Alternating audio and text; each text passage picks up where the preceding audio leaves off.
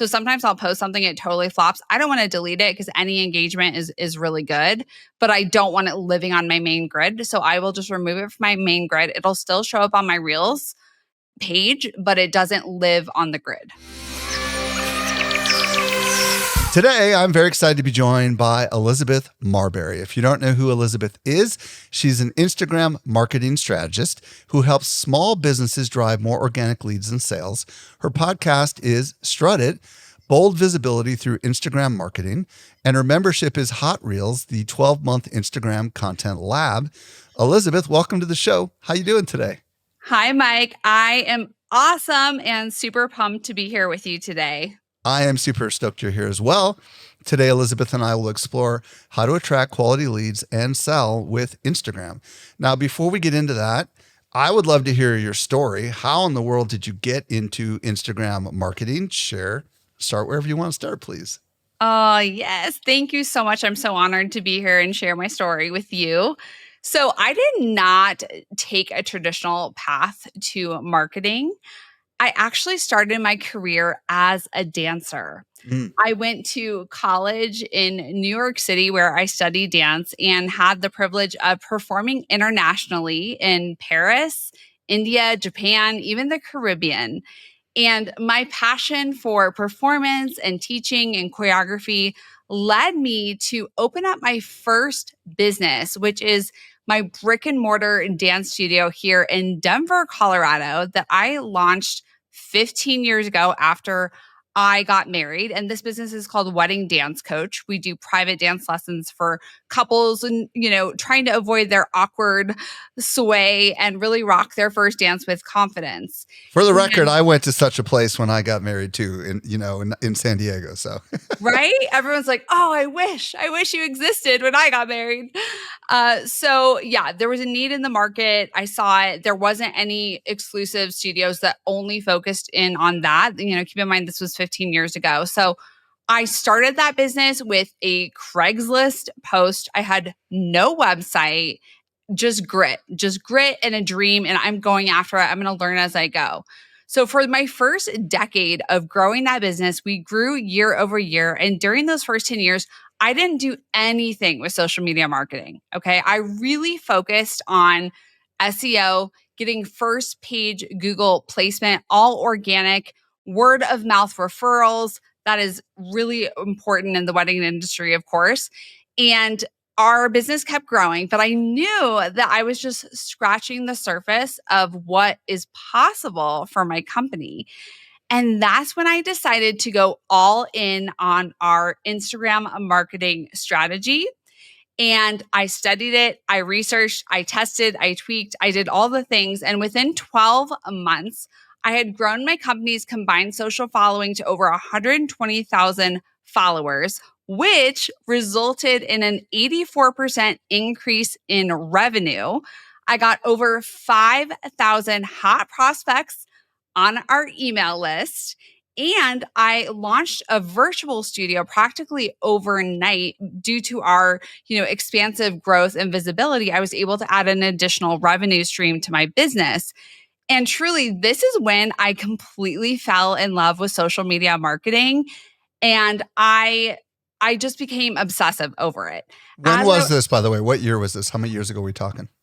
So when I really went all in on it, it was like at the end of 2020, 2021. Okay. And then our explosive growth in revenue was 2022. Cool. Keep going. Yeah. So during this time, I was really blown away by what the visibility of Instagram gave me as a brand. In fact, I got a phone call one day from a morning show in the UK. It's called This Morning. It's the biggest morning show in the UK. And they wanted to interview me about my company. And I said, "Hey, where did you find me?" And they said, "Instagram." And I thought, wait a second. So I've spent $0 on paid ads all through my organic content. I'm making more money. I have more leads. And now I'm landing PR opportunities. Like, this is insane. I love this platform. When that was happening, all of a sudden, I had other businesses reaching out to me saying, "Okay, Elizabeth, I see you're growing your dance studio business. I see you're growing your personal brand at that time too. How are you doing this?"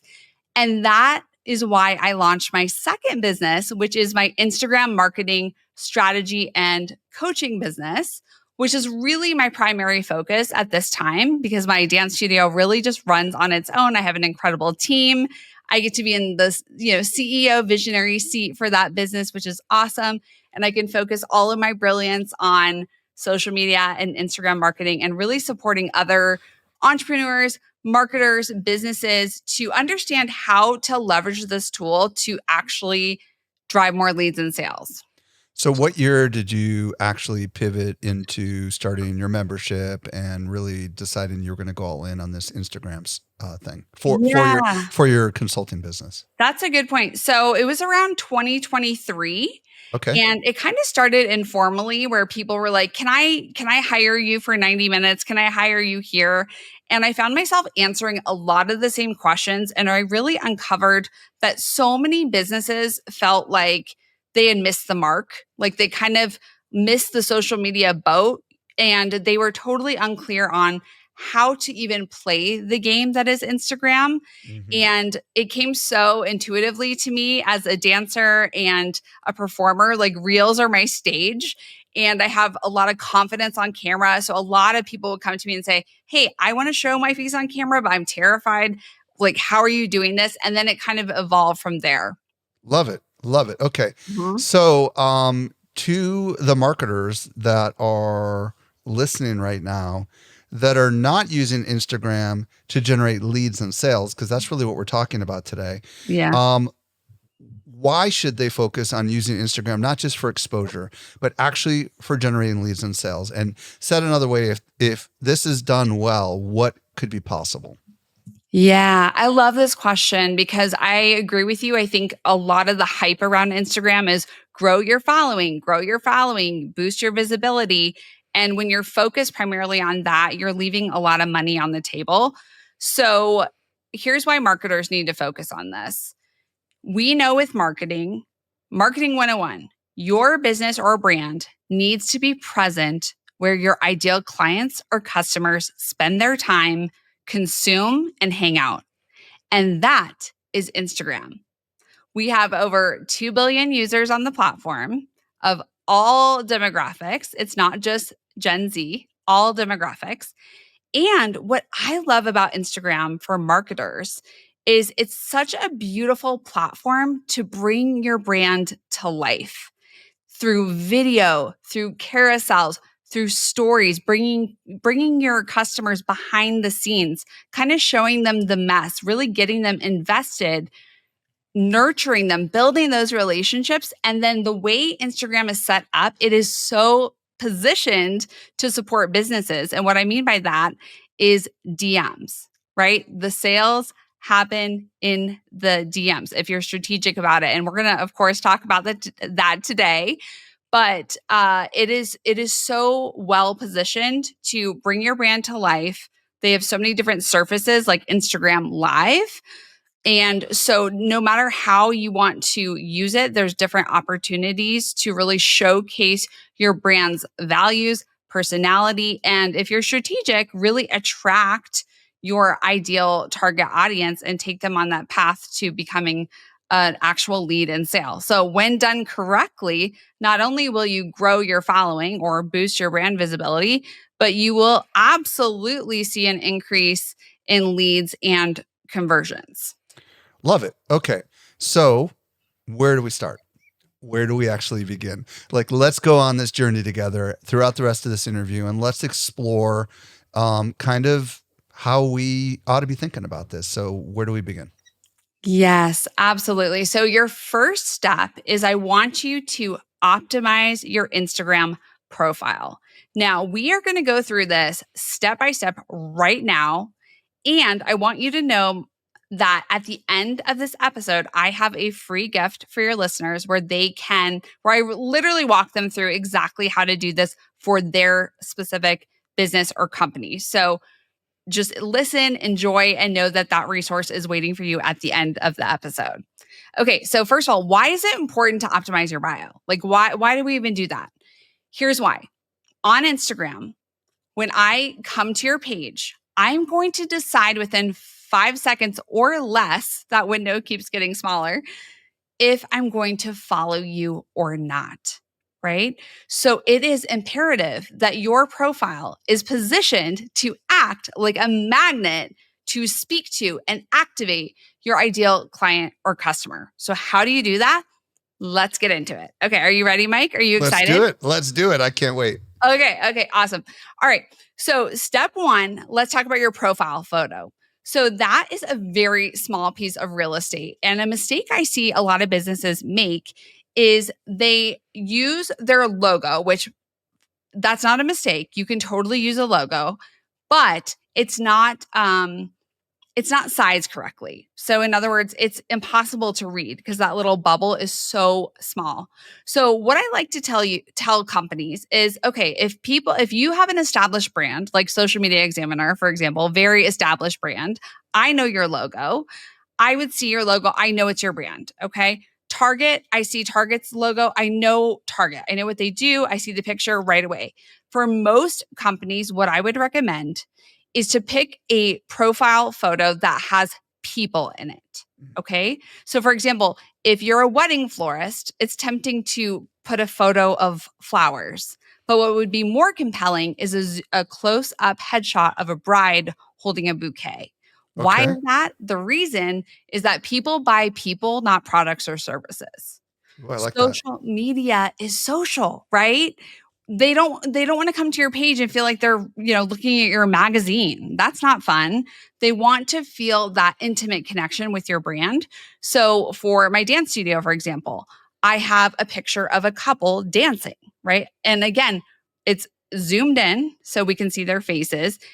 I typically recommend that you use a bright background. So if you look at my profile photo, if you're building a personal brand, you can do a headshot with a really bright background. But you want to think about how your profile photo is going to stand out amongst the sea of other accounts, right? So if I'm looking through stories, those little circles at the top of your screen on Instagram, you're kind of swiping through. Notice what profile photos stand out to you, and that'll give you a good next step to kind of know what you're drawn to and what you may want to create for your business. So that's step one. Love it. Cool. Step two is I want you to look at your username and your name field on Instagram and know that these fields are now search engine optimized.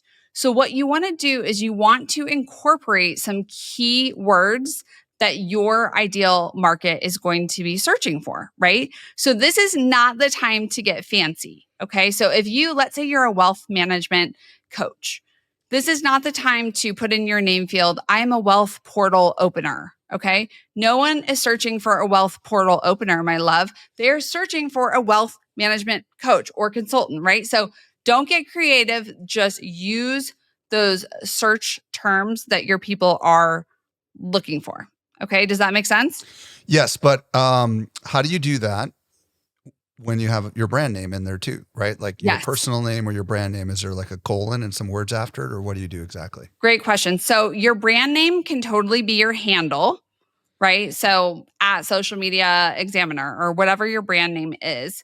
And then your name could say something like Social Media Examiner and then a little line next to it, like a vertical line. And then you could say, We could say your guide to the social media jungle or whatever, or the marketing jungle. Exactly. Yes, exactly. So you can add, Instagram used to really limit the characters that you could put in your name, and now they're much more generous. Okay. So you can actually put quite a bit up there, and it is search engine optimized. So I definitely recommend taking advantage of that. Okay, so let me summarize the first two things that I heard you say. Number one is your profile photo. Consider putting in there a picture of people, because people buy from people. It doesn't have to be you. It could be your ideal customer or prospect. In addition, the username and the field name, which comes next to it, ideally should be search engine optimized, so that when people search, they'll come up, when they search Instagram, you might increase the likelihood that they will find you. But also for when they go there, it also is a descriptive cue as to who you're for and what you do. Is that right? That's exactly it. Awesome. You got it. Okay, keep going. Awesome. Okay, next, I want you to look at your actual bio. Mm-hmm. So, your first line of your bio should clearly state who your account is for, and what kind of content you're going to create. This is where a lot of business owners and just businesses in general fall short is they think of their bio as being all about them and their accolades. And it needs to be the opposite. That top line of your bio needs to tell me as a potential follower that comes to your account, why should I follow you? What's in it for me? What kind of content can I expect from this page? So, for example, with my dance studio business called Wedding Dance Coach, our top line of bio says, helping nervous non dancers and madly in love couples rock their first dance with confidence. Mm. Right? So now when you come to my page, you're going to expect that when you look at my content, that's what I'm going to be teaching you on my page. Do you see how Okay. it's about them and not about me? Love it. Love it. So, question, I don't know, when you say a line, how many characters you get per line? Do you have a sense of how big that is? Or because that sounded like a lot of words for one line. I don't know if does that wrap on the mobile, or how does that work exactly? That's a great question. I do work my messaging to try to, because I'm going to go through right now 3 lines of your bio. That was line number 1. If you can, try to keep it all on one line. So I see. Okay. our bio is a few Extra words. Yeah. Okay, Yeah. got it. Um, So almost like it's sentence 1, sentence 2, sentence 3, That's but right. ideally they're short enough, and that's where maybe ChatGPT can help you shorten it or something like that, right? So you can, Oh, totally. so that it fits into the field on the mobile, right? Okay. Yes. And pro tip, if you put an emoji, like don't go crazy with emojis, but remember emojis are a way to just make your text more readable, and it kind Uh-huh. of breaks up the lines. So I love putting a strategic emoji in my bio, right? At the beginning, or you can place it at the end, but it helps. Remember, people are just skimming, right? They have 3 seconds. It's just quick, right? Yep. So it will help them to just have a quick snapshot of what you do. Perfect. So what's the second line? So the second line is an optional line of credibility. So an example of this is one of my clients is a 7-figure Etsy shop owner, and her second line, we said 15K 5-star reviews on Etsy. I like that. Okay. That's social proof. Absolutely. So, or as seen in Vogue, right? Or any kind of credibility that your company has that you would like to establish yourself, as an expert. Feel free to put that in there. You don't have to. You could also take that second line to talk more about, what's in it for them. But that's where that second line goes. So the first line is like, what's in it for the follower? Why should they follow you? And what kind of content should they expect from your page? The second line is you can add that expertise and credibility piece if you'd like. Cool. What's next? The third line and final line is your call to action. Okay. So this is where you get to be strategic. And we're going to dive into this deeper later in our conversation about customer journey. But I want you to think about, where do you want people to go? What is their next step? So, for example, in my business, I have a freebie or a lead magnet, right? You have a lead magnet in exchange for a valuable guide. They give you their name, their email. Now they're on your email list. They're in a sphere that you own, because of course we don't own Instagram, right? So we need to be thinking about how we're getting our biggest fans and followers off of Instagram into a world that we own. So your CTA needs to tell me, like, where is my next step? So for my bio, it says free monetize your IG guide. And then I have a little emoji pointing down at the link. So it's very clear, this is how you get it, right? Or maybe it's listen to the podcast, or maybe it's grab your ticket now, right? And there's a link to buy a ticket. So you need to think about, what is your goal, and have a really clear call to action. So when I look at your bio, I know what to do next. Love it. Amazing. Okay. So after that, I want you to look at your highlights. Highlights are those little circles that are underneath your bio. Now, I want to say this because I'm not sure what Instagram's doing behind the scenes. I have heard a rumor that Instagram is considering moving where these highlights are located. They may not forever be located where they are now. So I'm really just speaking to the current state of Instagram. You know how they like to change things on us. Of course. So these highlight covers, I want you to update your highlight covers to have your brand color, and I want them to be clearly labeled with as few words as possible. And here's why I love highlights. Full disclosure, most people are never going to look at your highlights, but it's all part of the visual aesthetic of your feed.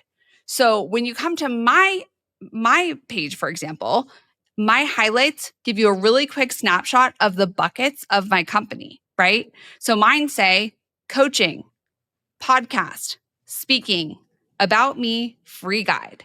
It's that simple. So within a few seconds, oh, Elizabeth does this, this, and this, right? So you want to think about with your business, what are just those kind of general buckets that you could put on your highlight covers? And then of course, think of the aesthetic of your brand colors and all of that. Love it.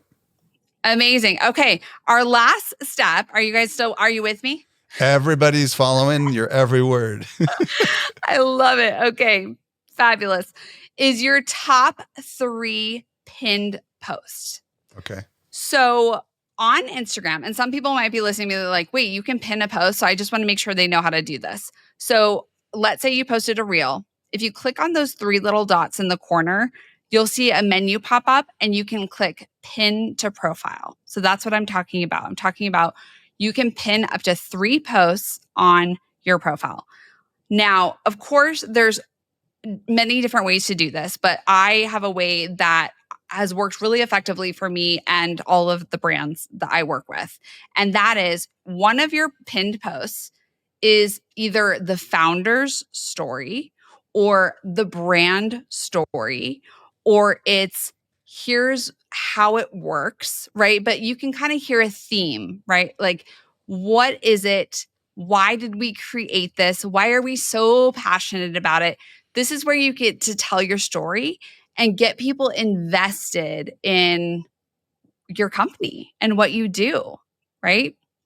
The second post is a call to action post.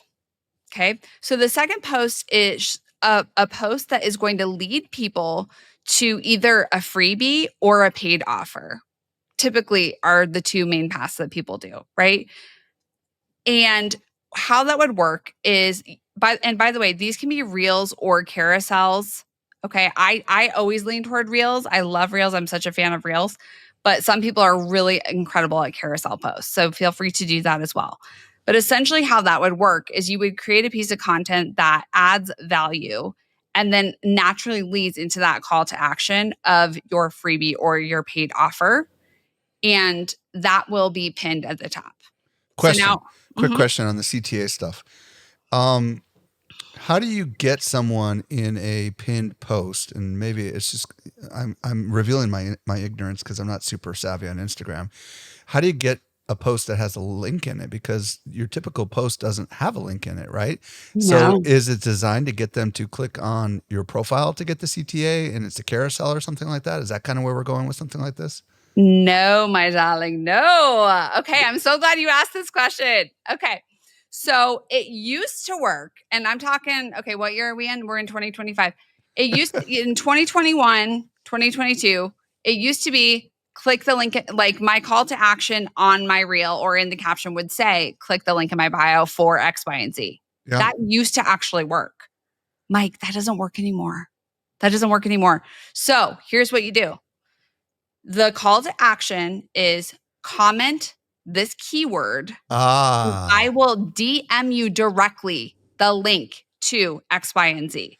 And we're going to talk about that a little bit later. So we'll put a pin in that. Yes, we are. Yes. We'll put a metaphorical pin in that. You see what I said? Okay. See what I did there? So far we know that there's 2 types that you talked about. You talked about the founder's story or about the products and services, the CTA post. And was there a third? Did we already talk about the third type? The third one, one more. So we're at number 3 is this is the most fun and easy one is what can I like something fun, like a tip that you shared, a strategy you shared.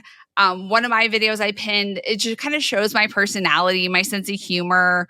But I just something that is going to communicate with your potential follower. Like, ooh, this account, I like this account.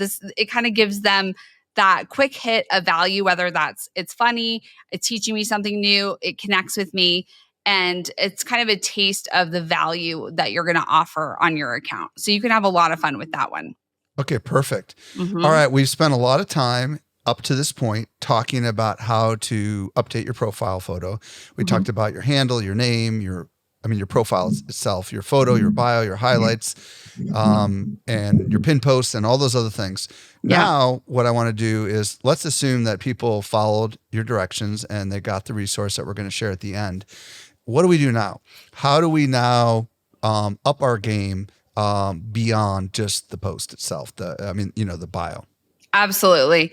Yes. Okay. So now that you have your bio positioned to act like a magnet for your ideal client, your next step is to audit your feed. And I'm going to break this down in the most simple way possible. Is I want you to ask yourself, now that you're really clear on what is my account about, like what is the promise of my bio, I want you to look at anywhere from your last 9 posts to your last 3 months of posts, depending on how active you've been on Instagram, right? Look at those posts and ask yourself, does this content deliver on the promise of my bio? Mm. And I cannot tell you how often when people come to me and they're like, it's my account's not working. It's like they're telling me that they're going to do something in their bio. Like, I'm going to give you a really basic example. Like, let's say my bio is, I'm going to teach you how to bake, gluten free in under 10 minutes a day. Okay, something like that. And then I go look at your profile and there's like a picture of you and your partner on date night and your kids, and then, oh, here's a recipe, and oh, I was at the grocery store, and it's just like, wait, what? Like, why would I follow you? Like, this is not interesting, right? You're not doing what you said you were going to do. So that's step one, is you want to make sure there's congruency between what you're saying you do as a company and your content. Is your content actually delivering on the promise of what you Okay, said? question on this, because I know some people are thinking this. Is it possible that I can hide a post that I've made on my feed? I don't know if you can do that, because I know on Facebook you can, but I don't know if you can on Instagram, or do you just have to produce more content so that 9 grid kind of fills up? You know what I'm saying? I love this question because you're just like, oh, shoot, I need to go hide a post.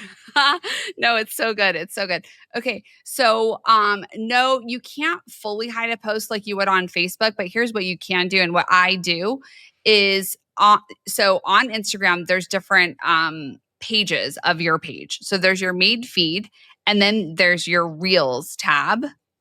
And then there's another one that I never look at. And so long story short, like I there's think that other one is the people that tagged you or something like okay, that. thank you. Like Yeah. I Yeah. don't know. I just don't Yeah. go there. Yeah. Yeah. So what you would do is on your main grid, like let's say you post something on your main grid, what you can do with a reel. So you can't do this with a carousel or a photo. Unfortunately, you can't do this. But with a reel, you can click on those 3 dots in the corner of the post. And then there's an option that you can select hide from profile grid. So Okay. I do that actually quite a bit, like, because I have no fear of posting and having stuff flop. So sometimes I'll post something, it totally flops. I don't want to delete it because any engagement is really good, but I don't want it living on my main grid. So I will just remove it from my main grid. It'll still show up on my Reels page, but it doesn't live on the grid. I love that. That's Mm-hmm. really cool. But what I'm hearing you say is all those pictures of you kind of documenting your lifestyle probably are not hittable without deleting them. So you might need to rethink how you use Instagram if you are using Instagram for personal and for business. Yeah. So when we're auditing the last 9 recent posts, beyond looking at does it align with what the promise of my bio is there any other things we need to be looking at to make sure we're on brand with those last 9 posts? Yes. Well, there's 2 other things I would suggest. One is asking yourself, does my content align with the goals of the last 3 months of my company?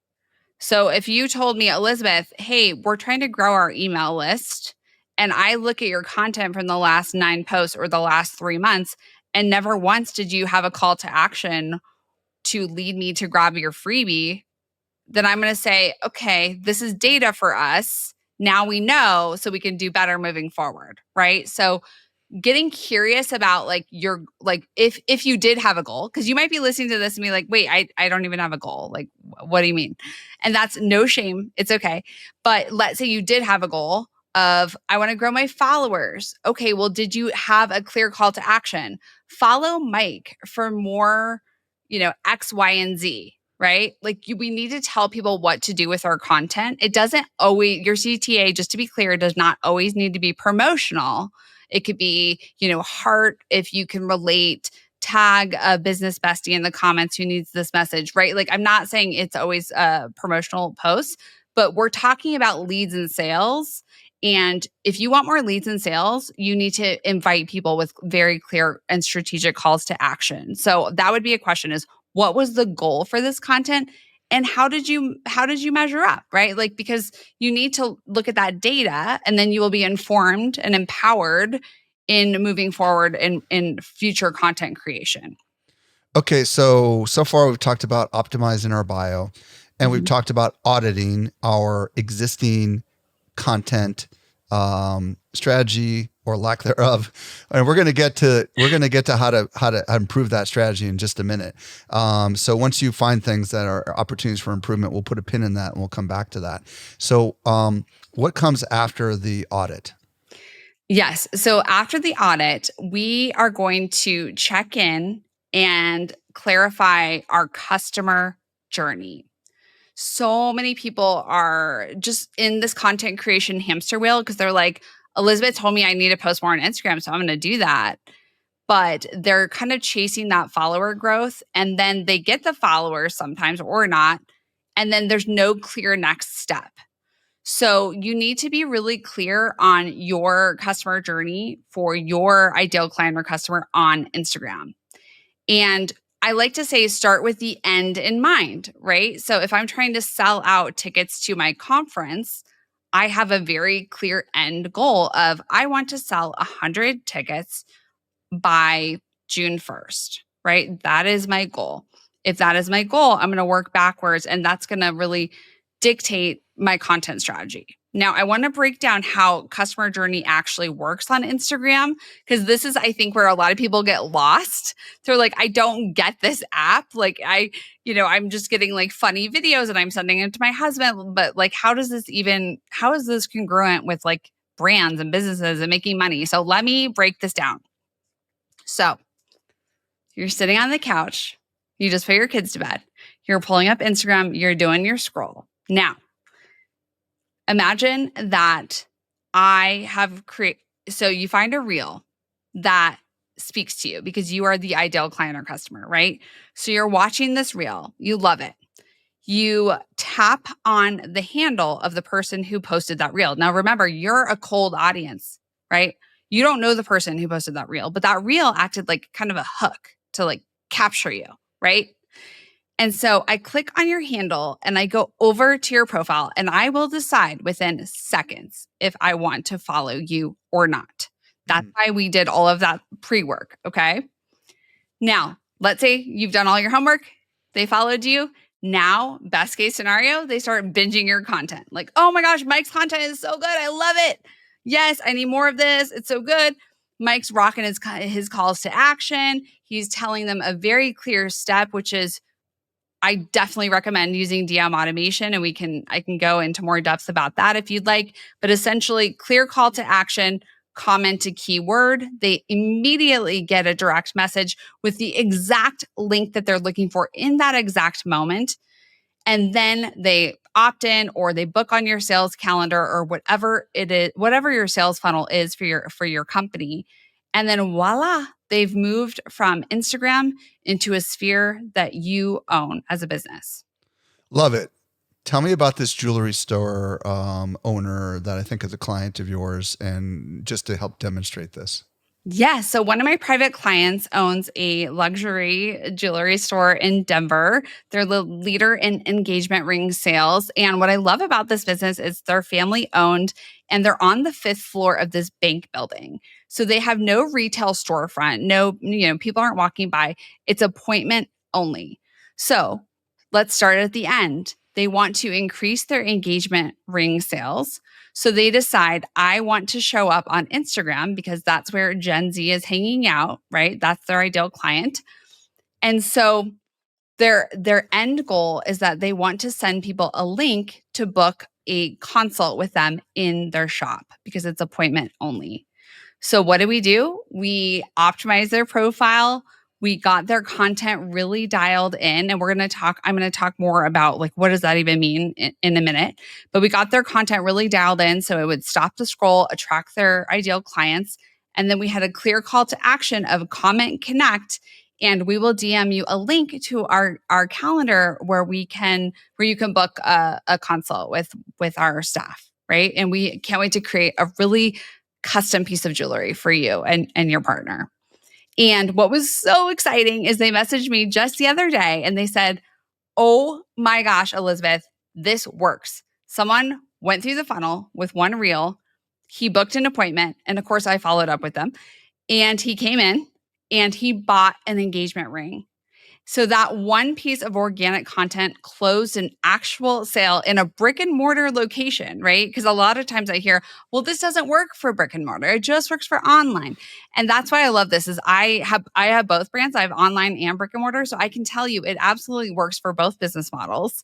And they were so thrilled. They were so thrilled to close this deal. And Mike, I have to tell you, before they hired me, they were spending about $2,000 a month on paid ads on Instagram, had zero conversions. Now, through organic content, they closed an engagement ring sale, which obviously is a high ticket sale. Love it. What was the call to action like a freebie, or was it actually an appointment? I'm just curious. Great question. We're actually working on building out their lead magnet right now. So no, it was not a freebie. It was a direct sale. Wow, that's really cool. It was a link to their calendar. So you could come in and have because remember, it's advisory. Only. Yeah. Yes, appointment only. So it's very exclusive. And so, yeah, we sent that link directly to the customer. They actually booked, they actually came into the store, and the rest is history. Love it. Okay. Mm-hmm. So you got to just give us a quick tip on the DM automation side. Any little tips for people? We've covered it in other shows before, but if you have any little things you want to add on that before we get into the content strategy, which you've been hinting about, just feel free to throw a tip or two out there. Yeah. Well, I just want to say that I am all about creating a sustainable workflow, and for whether it's for my team, whether it's for myself. And as a company, DM automation is a dream because you can unplug and get off of Instagram and go work in your zone of genius, and then have your content driving those leads and sales for you while you're off of your phone. So I just kind of want to highlight that because it's like work-life balance is really important to me. It's a huge value of mine. And I actually am much more likely to show up and start creating content consistently if I know it's going to drive conversions while I'm off the app, if that makes sense. But I think like tip wise, I just want to say, be really careful of your keywords that you pick. I have totally made the mistake where I picked like too general of a keyword, and then like my automation was being triggered all the time. And of course, it's not the end of the world. You know, I would go into my DMs and be like, "Hey, sorry, you got my DM message," you know, but you also don't want people to feel like they're getting spammed by your DM bot. So when you're picking a keyword, it's good to like potentially add a number. Like let's say I was like episode 66, like all one word or something like that. That is really smart, and it'll help you to not have, you know, your bot spamming people. Love it. And for those that are looking for tools, ManyChat is like the original. I've had the CEO at Social Media Marketing World in the past. There's also Mobile Monkey by Larry Kim, who's a friend of mine. And then, of course, a lot of the software apps now include DM automation, and even some of the social scheduling apps have automation built in. So there's a lot of options out there. Okay, let's move to the content strategy. So, you know, obviously we've set this great foundation, and you've hinted at some of the content strategy stuff. Go ahead and share with us your thoughts on how to create content really that hopefully attracts that prospect. Yeah. So this is where I feel like your marketers in the audience are going to be like, yes, thank you. I get this. Forget the trends. What has worked in marketing will always work. It's just packaged a little bit differently on Instagram. And that is that you have to, your number one job as a marketer is that you need to know your ideal client like the back of your hand. You need to know their pain points, their struggles, and most importantly, how they describe their problem. Mm. How they describe their problem. Because most most of us are experts at what we do, right? So it's easy to kind of get away from the actual words that our ideal clients are using. So you want to really be clear on your target market research. What are they struggling with? What do they desire? Why do they desire that? And of course, how does your product or service solve their problem? And essentially, in your content on Instagram, there's so many different ways to do this, Mike. So I just want to break it down. Here's one way of doing it in a really simple formula: hook, value, CTA. So, hook, the most important. If you don't hook people within those first few seconds, they're not going to watch your video, they're not going to swipe through your carousel, and they're going to leave, and your content is going to die a very quick death. Okay. So you absolutely have to hook them. Now, how do you do that? There's a couple ways. One is, of course, text on the screen. And text on the screen meaning like you're calling out a pain point and you're going to be offering us like a solution, right? Like five quick tips to do X, Y, and Z for, blah, blah, blah. That wasn't a great example, but Well, maybe another example would be like you're about to make the biggest investment in your soon-to-be spouse. 5 mistakes to avoid, right? Something along those lines. If we're going with yes. the jeweler thing, right? Yeah, totally. Yeah. Five engagement. Yeah. Actually, for Wedding Dance Coach, I did a reel that totally went viral. And the hook was 5 first dance music fails. Ah, okay. There you go. And it made people so mad. Like the people who were not our ideal clients were so mad. They're like, who are you to tell us what to do? It's our wedding. But I'm telling you, that kind of content, it really works. And it positions you as an expert because, hello, we've choreographed thousands of first dances. We do know things like how long should your first dance be to ensure that your guests are entertained and it's not overwhelming for you as the couple learning the dance, right? Like that's what it was about. So yes, I appreciate you bringing up that example. So Dark Side of the Moon or something like that is not an ideal first dance because I think it's like a 7-minute song or something like that. Oh my gosh. I could go off on stories. So, okay. Yes. Question. Trial reels. Mhm. You said we got to talk about trial reels here under the content strategy. Let's talk about that real quick because this is something we were talking about when we were prepping. Yep, absolutely. I am obsessed with trial reels. So Instagram recently launched a new feature called trial reels. And what that means is that you can post reels and they will only be shown to people who don't already follow you. So a totally cold audience. Now, this is a dream for us as marketers because we get to A/B test our content. And this is what I want to teach you. It is like the most fun, so simple, and a really fantastic way to see what's going to resonate with your audience, see what the messaging is going to land. It is so epic.